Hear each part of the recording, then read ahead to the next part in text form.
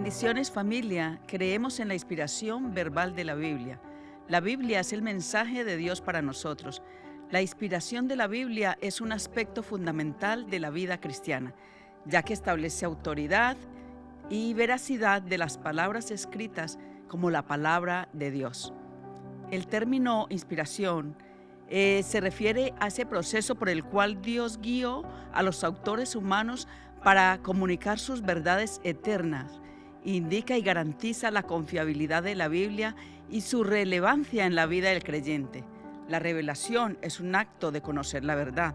La inspiración preserva la verdad revelada y por lo tanto es la fuente de autoridad para la fe y la práctica cristiana. La Escritura es el resultado del aliento creativo del Espíritu de Dios. Por eso la palabra nos dice que toda la Escritura es inspirada por Dios, es útil para enseñarnos lo que es verdad y para hacernos ver lo que está mal en nuestras vidas. Nos corrige cuando estamos equivocados, pero también nos enseña a hacer lo que es correcto. Nos lo habla 2 Timoteo 3:16. Ahora veamos evidencias de la inspiración de la Biblia. Dice la palabra de Dios, sobre todo, tiene que entender que ninguna profecía de la Escritura jamás surgió de la comprensión personal de los profetas ni por iniciativa humana. Al contrario, fue el Espíritu de Dios quien impulsó a los profetas y ellos hablaron de parte de Dios. Segunda de Pedro 1:20-21 nos lo indica.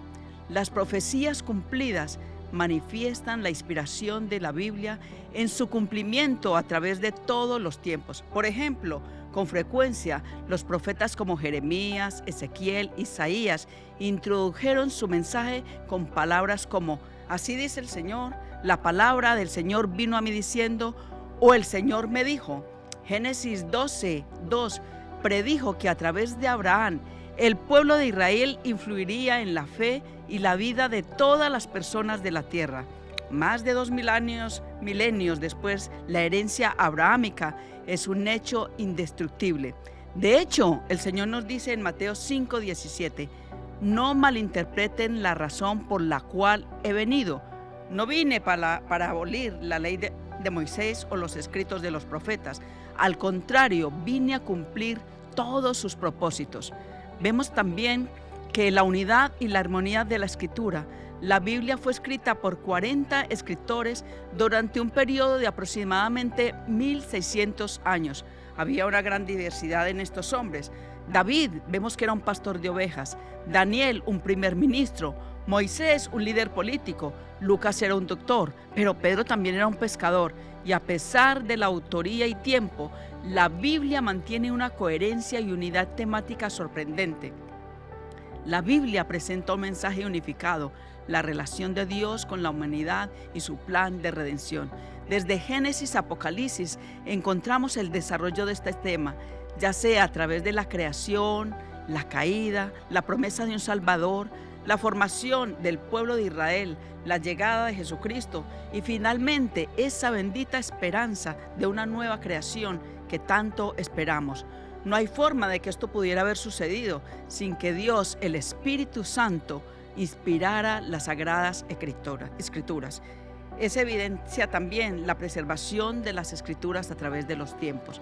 En Isaías 48 enseña, la hierba se seca y la flor se marchita, pero la palabra de Dios permanece para siempre.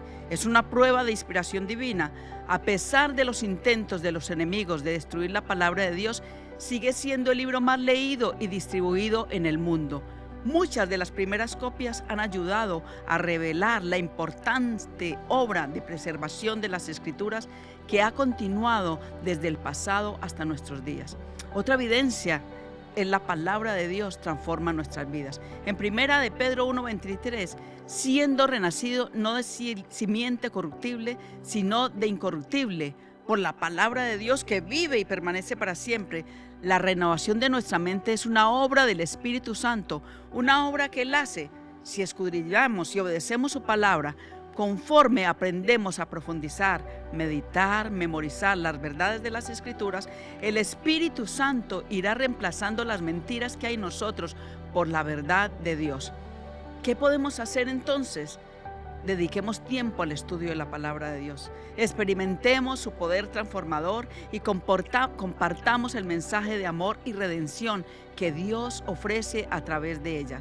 Si Dios ha tenido el cuidado de inspirar y revelarse, hablándonos por medio de su palabra, ¿quiénes somos nosotros para no tener cuidado al oír, obedecer y creer que es la palabra de Dios?